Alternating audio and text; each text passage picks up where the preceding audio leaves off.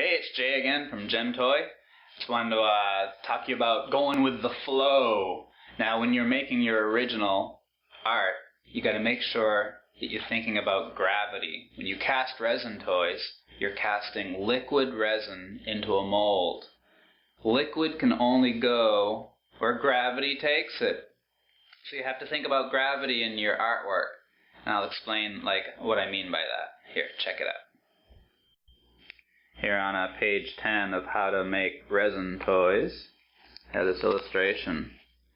You can see like this little gray guy. And you can see this guy with his arms up. He'll cast okay because once his mold is upside down, everything flows.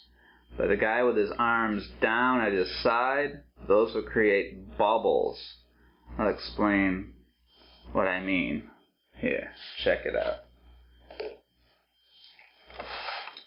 You can see that if you have a mold, this is where you're going to be pouring the resin into the mold. This is the hole.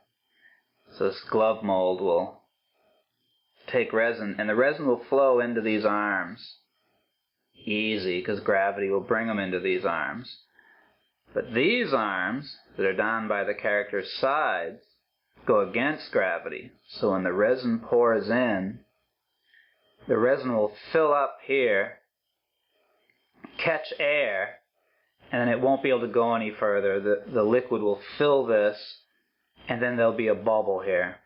So somehow we have to release the air here. So you could either run a channel or a vent, or even a hole with a straw type shape or something, so that the resin can go up into the vent hole, and then your air bubble will be in the vent, not in your final art.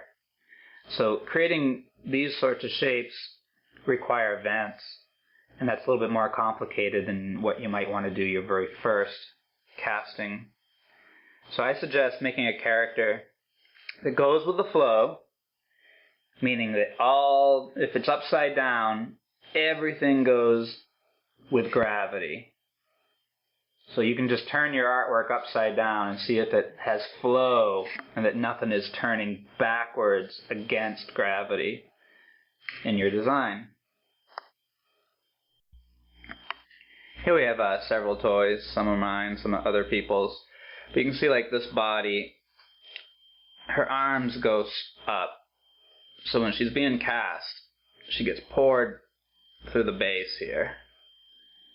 And then her arms, of course, fill up with resin because they're going downhill. Everything is downhill with this design. So this is very easy to cast.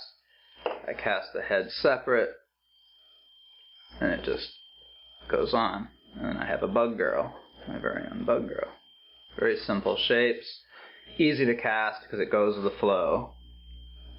Even commercial toys, this marble monster, or monster marble, or whatever he is, you can see that his arms are going up. So when he's cast, everything goes with the flow. Nothing's against gravity with this commercial toy here. So he's good to go. These little blobs, these lumps, very simple shape. Once it's upside down, you can see how everything flows. Very easy. This is a commercially produced toy from Japan. It's one of my favorite examples of making a lump because the arms don't leave the shape too far. See how the body and the arms are really well connected. They're not extended too much. The tail extends. But when he's upside down, even his chin is slightly up. So you can see when he's upside down, he pours from his butt. Even his feet are slightly angled. So when you have him down, you'll notice that there's shadow underneath his feet, that his feet don't touch the ground. Everything is pointing upwards. Even his chin is pointing upwards. And so he casts so well. Everything flows right into the mold, no problem. Here's some toys by Paul Kaiju. They're clear, hard to see, but they just cast so well because the arms are slightly up. So when they're upside down being cast, everything flows into these things. There's a Salamander Joe. a little biter. So all these shapes they cast really easily. Now I want to show you a couple that had problems. Like for instance, Pivnik here. Pivnik's chin goes against gravity. His chin tends to get bubbles. See that air bubble right there? In the resin? The resin has that big bubble. That's because his chin goes up. So when I designed this guy, I wasn't too aware of the flow. This is one of my first pieces.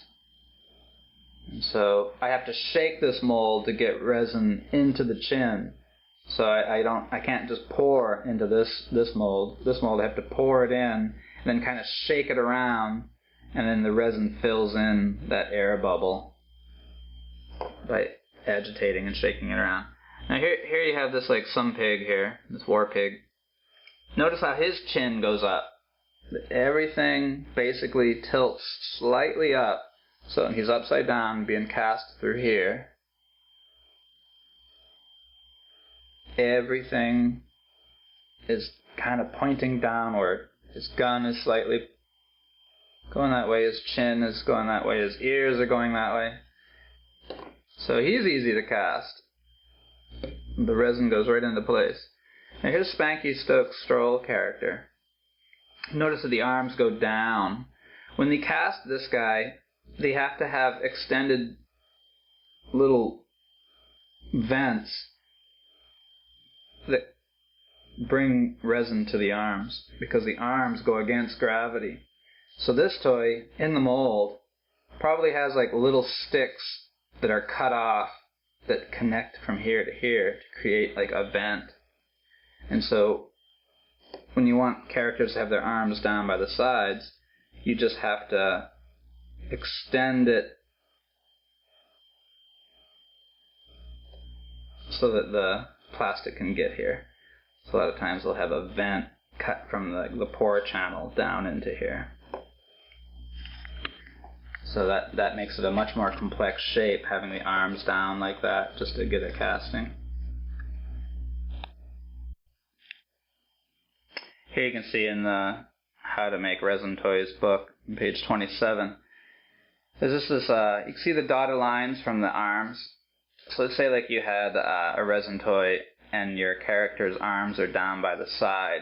So if your character's arms are down by the side like this, your mold, let's say like you're casting through the bottom of the feet, that's where you're going to be pouring, where that arrow is. The dotted lines from where the hands are, you have to create a vent. Now I use little carving tools.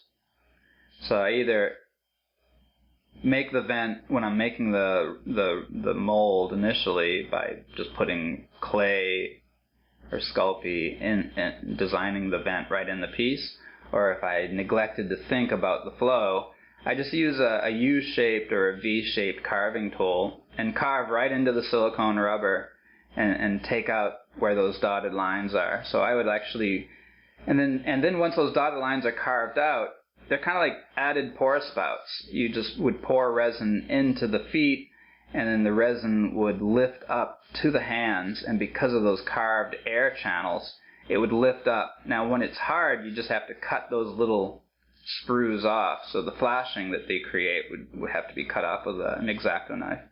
But venting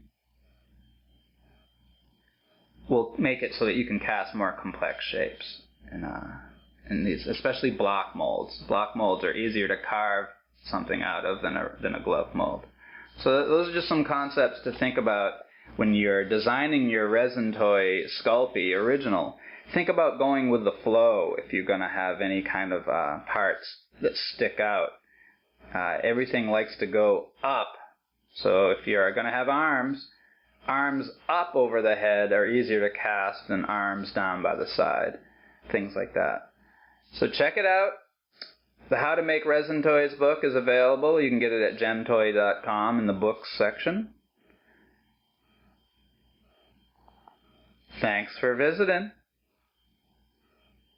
gemtoy.com